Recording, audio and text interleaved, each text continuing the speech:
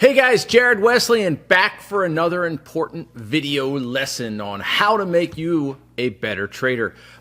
This is an interesting one because this actually just happened to me today, and it harkens back to a lecture I did for you guys, maybe 2 years ago now, maybe more, somewhere around that. And it was called How Things Happen Matters, but It Shouldn't. How Things Happen Matters, but It Shouldn't. Okay, and you think about that title and you go, what does that really mean? Well, how things happen in the trading day really shouldn't matter. What happens, happens. You follow your plan, and that's it, right? For the professional trader out there, that's the only thing you can do is follow your plan and then go home, okay? But it's not always that simple, right? And you sit there and you think to yourself, have you guys ever had those days where you started the day loser, loser, or maybe loser, loser, loser, and what happened?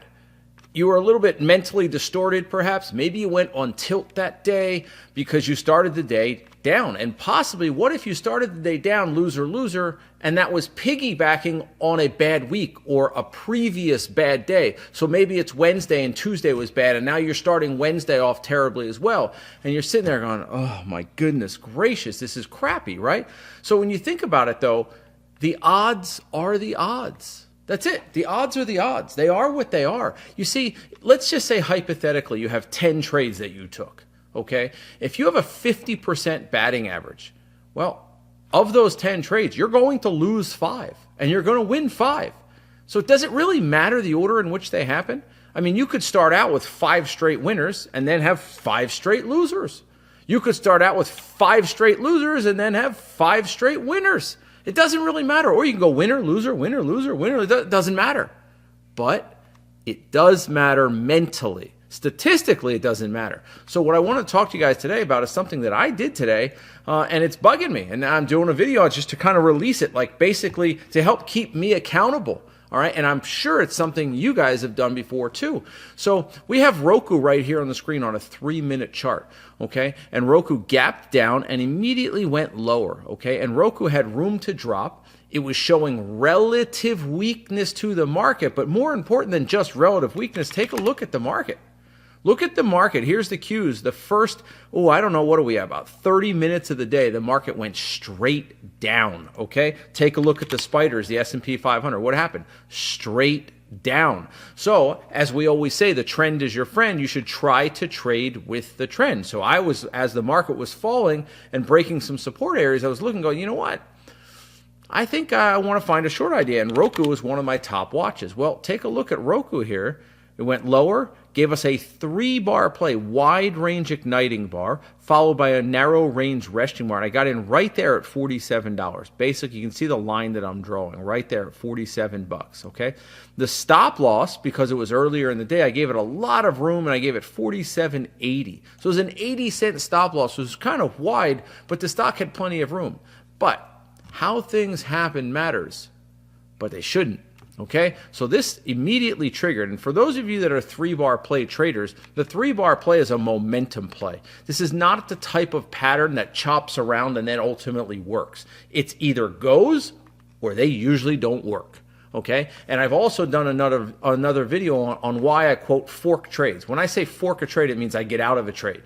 Okay, why do I get out of the trade? Well, it's not doing what I want it to do, what it's supposed to do. So the point I'm simply making is a 3-bar play is a type of pattern that just hits and runs. Well, the initial drop here was okay. It went down 18 cents. Not great, but okay. And then what happened? Came all the way back up right here, right there. It went back to like 47.64. So I'll go down to the 1-minute chart. Let's pull this over real quick, okay? Right there. So it triggered. And you see this pivot right there? It went all the way back up. Now, normally I would want the stock to pivot around 47.20. But it went to 47.64, and it came, I don't know, back against me about 80%. It came within 10 or 15 cents of my stop loss. I got really nervous. I'm like, oh man, this thing's not going to work. It's a momentum trade. You know what I mean? It's coming back against me. So what do you think happened? Well, the stock went back down below break even, okay, and I took half my shares off the table. So I literally rode the rest down for a half of a lot, and then when it got down to 46.50, I wasn't feeling as good about it, so I took some more off, and I ended up making $643 on this trade. But the point simply was this stock is one I probably should have held all of it. This topping tail should have ultimately given me a little extra confidence, but because it almost stopped me out, I got a little bit nervous. In this case, I made the right decision, but I didn't.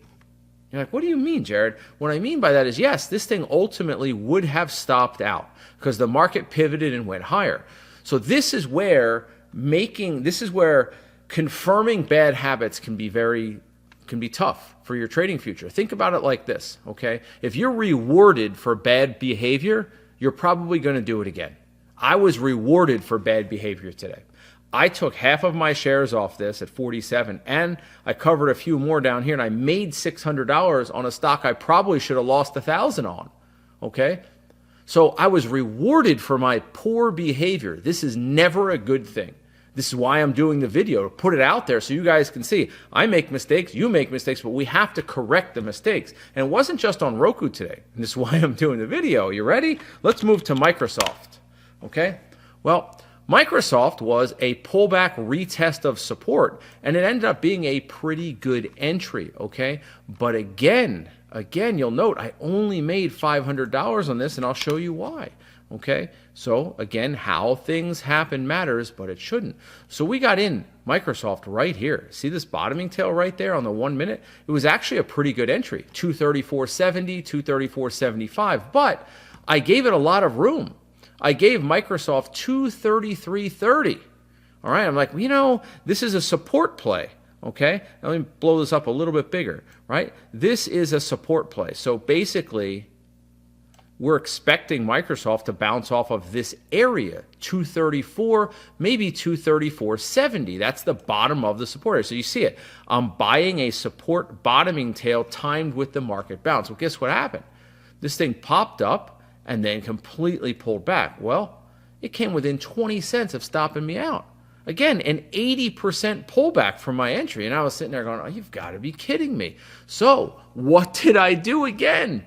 When Microsoft started bouncing back up to break even, I got out of some of my shares. And then what did the stock do? It ripped higher. I mean, it ripped. It went about $4 or $5 higher.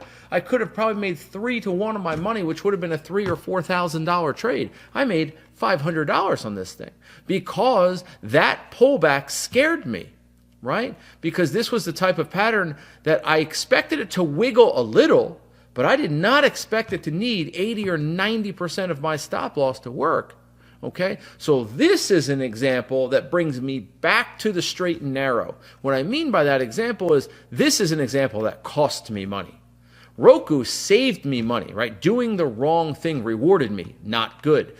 On Microsoft, doing the wrong thing did not reward me, it cost me money. Long story short, I made $1,100 or $1,200 today, and I should have made about $3,000, $2,000 or $3,000. I should have doubled or tripled my money today. How things happened matters, but it shouldn't, right? So guys, I want you to really give it some thought for a second, all right? I mean, when you are on, for example, a losing streak, are you changing your trading? Are you breaking your plan, okay? Do you become more aggressive on a losing streak, okay? Trying to get your money back, okay? Are you less aggressive to the point where you're gun shy, right? You're really, really gun shy, and you're scared to push the button because you don't want to lose another trade, okay? Are you becoming overly strict, right, where you're almost hand-tied? You're like, well, it's a pretty good pattern. It's a 9 out of 10, but I lost 2 in a row, and okay? Do you become too lenient with your patterns where you're Elmer Fudd just shooting at anything that moves? Okay? Ask yourself these questions. Are you raising your risk to compensate for losses on previous trades in hopes to make that money back? Okay?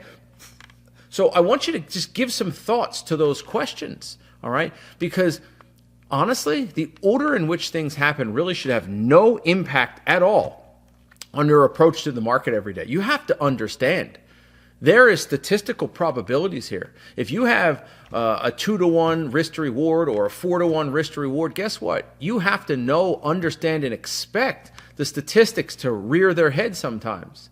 What that means is reversion to the mean is real. If you typically have a 50% batting average, and let's say this week you have an 85% batting average, Guess what? Reversion to the mean says in the next few weeks, the next 1 or 2 or 3 weeks, you're going to have a week with a 15 or 20% batting average. Why? You got to get that 85% back down to 50. It's the same as a baseball player. When they go on a 20-game hitting streak, you'll notice after the hitting streak, they typically flounder around a little bit.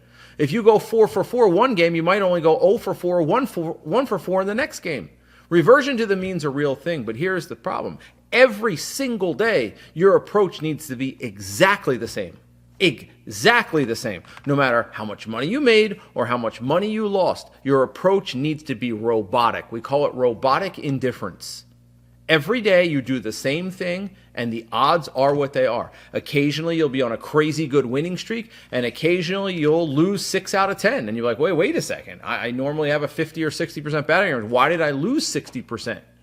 That's reversion to the mean. Okay? So I want you to keep thinking about that, though. When you track your trades in your spreadsheet, I want you to have notations in there, commentary in there saying, hey, what was my mindset during this trade? Was I overly aggressive because I lost 2 in a row? Was I too strict with this pattern or not strict enough with this pattern? Did you skip 2 or 3 trades or miss 2 or 3 trades because you were scared to push the button? These are the things that I want you guys to think about. So again, it's a kind of a quick, short video today, but I really want you guys to think about what's costing you money. What is costing you money? All right. Again, some people, like, in basketball, you have people like Kobe Bryant. He could be 0 for 15. He's taking the 16th shot. He doesn't care. Why? Absolute confidence in himself.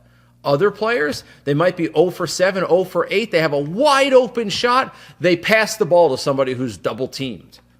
Well, that's the wrong play. You might be 0 for 7, but you're wide open. You take that shot. It's the same in trading. You might be 0 for 5, but if you see a perfect pattern, and it is truly good, you take the shot. You take the trade. Of course, unless you've hit your maximum money management for the day. Money management supersedes everything. That's a whole nother conversation.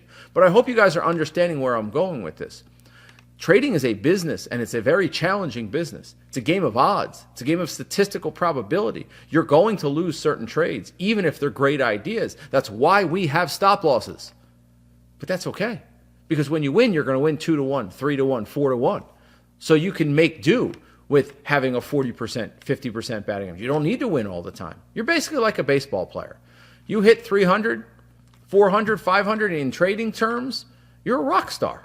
You're a rock star. You don't need to have an 80% batting average. Okay, so I really hope you guys take this short lecture to heart, because how things happen matters, but it really shouldn't. Your goal is to not care. Robotic indifference. You come in every day, you scan for your gap list, you build your watch list, you have a market bias, you focus. You come in, you take your 2 or 3 or your 4 trades, and you let the chips fall as they may. And when you're a good trader, you're not going to take a lot of bad trades. You're going to take mostly good trades, but occasionally some of them will stop.